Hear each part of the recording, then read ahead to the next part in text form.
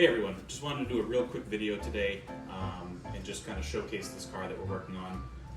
I'm a personal fan of Porsche 911, so kind of excited to be working on one and thought I would kind of just do a quick video on the cars. To start, what's I guess most impressive to me, because you really don't see this, at least off the top of my head, I can't think of another car or company that's done this, but they came out with the 911 in the early 60s, and they knew that they made something great, and all they did was they just continued to improve upon that basic design all the way through the years. You know, all the way up to a 2023 911 model still has the same basic shape and styling of the original cars. So I appreciate that, and I always like that about these cars is, like I said, they just every year just made it better, made it better, made it better. And some of the, the car's competitors, Ferrari, Lamborghini, in the 80s, so we had the Testarossa Ferrari and the Lamborghini Countach. Those were just outrageous looking cars, right? They looked cool, but they were crazy. I mean, they were uncomfortable. You couldn't fit really in them. You couldn't see anything. They weren't really a driver's car. They were just more of a wow factor car. And that was the thing, is like, those companies and other ones, they were always making new designs and trying to outdo the last one. Where just Porsche was just like, nope, we have something good. We're just going to stick with it, and they did. And like I said, I appreciate that about what they did with this car. These cars are actually quite comfortable. They have good visibility.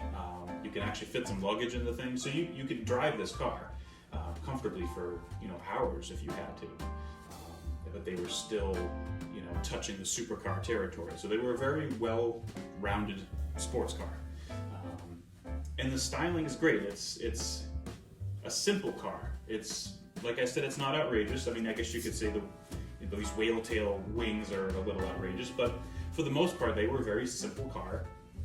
The front nose kind of gives you that Volkswagen Beetle kind of cute look to it, but they were definitely fast cars. They were quite amazing, and the fact that they were air cooled, I always thought that was a really neat thing too. So definitely a cool car.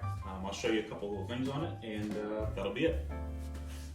So this is a really nice original car, but it's showing its age, and the paint is really needing some help.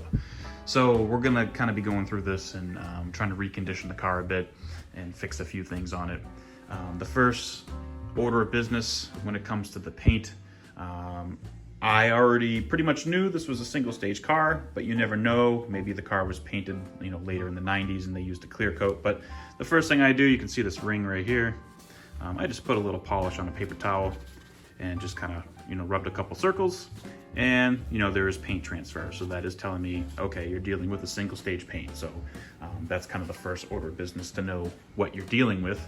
I don't know if you're going to be able to see this, but there is some little checking and cracking going on in the paint up here in the front and in other various spots.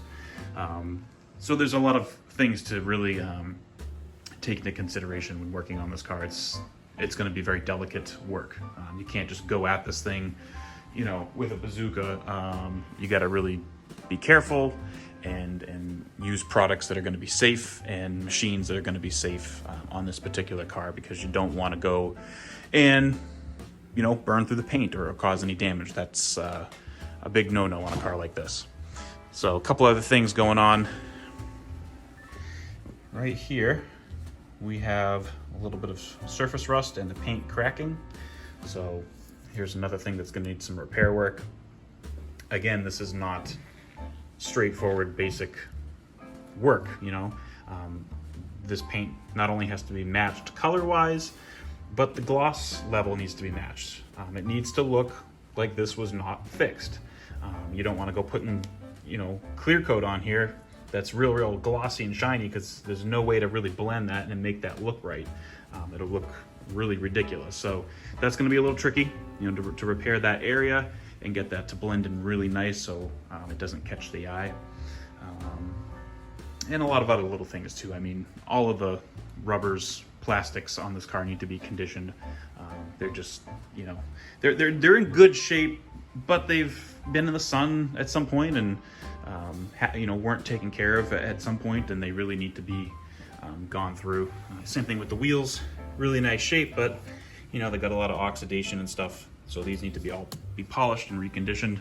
And that's kind of the, I guess, the whole thing with this car is we're just going to go through it and you know, get it to look its absolute best without going too crazy or, you know, restoring the car. We don't want to restore it. We're just trying to preserve what's here.